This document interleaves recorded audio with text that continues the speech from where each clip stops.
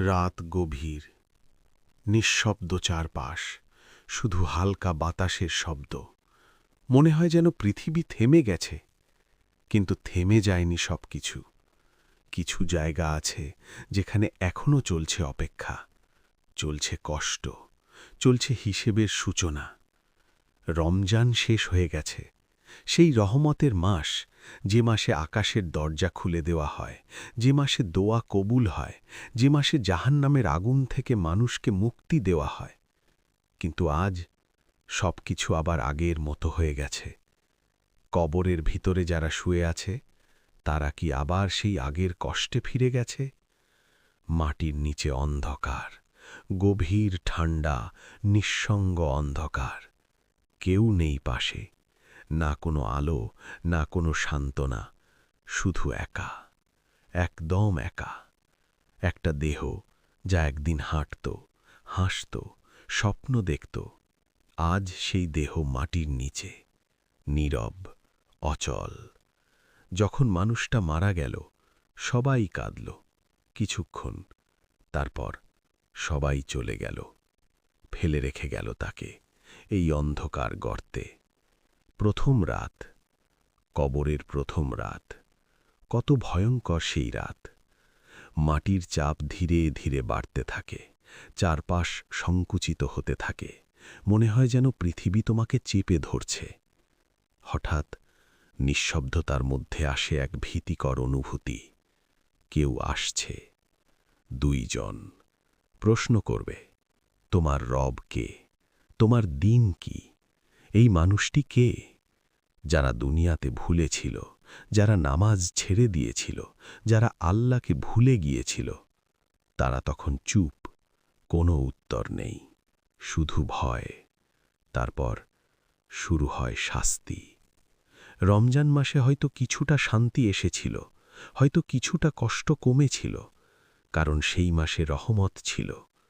কিন্তু এখন রমজান শেষ, আবার শুরু। কবর সংকুচিত হতে থাকে, হাড়গুলো একে অপরের সাথে মিশে যায়, শ্বাস নেওয়া কঠিন হয়ে যায়। একটা আগুনের দরজা খুলে দেওয়া হয়, গরম বাতাস আসে, জ্বলন্ত, ভয়ঙ্কর।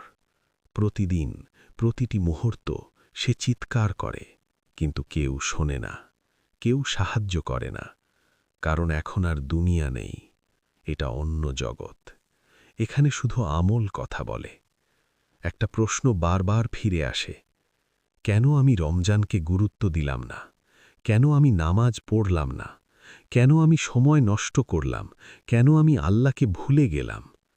রমজান এসেছিল একটা সুযোগ নিয়ে, ক্ষমার সুযোগ, পরিবর্তনের সুযোগ, কিন্তু আমি তা হারিয়ে ফেলেছি।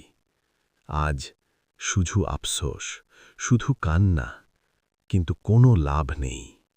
কবরের ভিতরে সময় থেমে থাকে না, প্রতিটি মুহূর্ত কষ্টে ভরা।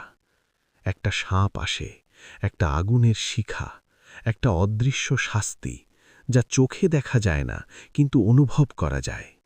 যারা ভালো কাজ করেছে, তাদের জন্য কবর প্রশস্ত, আলোতে ভরা, শান্তি।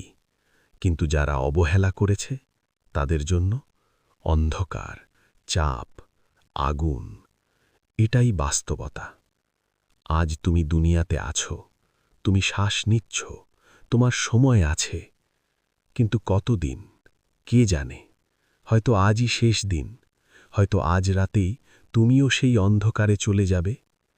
তখন কেউ থাকবে না, না বন্ধু, না পরিবার, শুধু তোমার কাজ, শুধু তোমার আমল।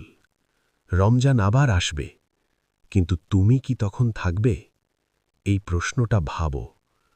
আজ যদি তুমি বদলে যাও, আজ যদি তুমি আল্লাহর পথে ফিরে আসো, তাহলে হয়তো তোমার কবর হবে শান্তির জায়গা। নইলে এই অন্ধকার, এই কষ্ট, এই নিঃসঙ্গতা তোমার জন্য অপেক্ষা করছে। একদিন সবাইকে যেতে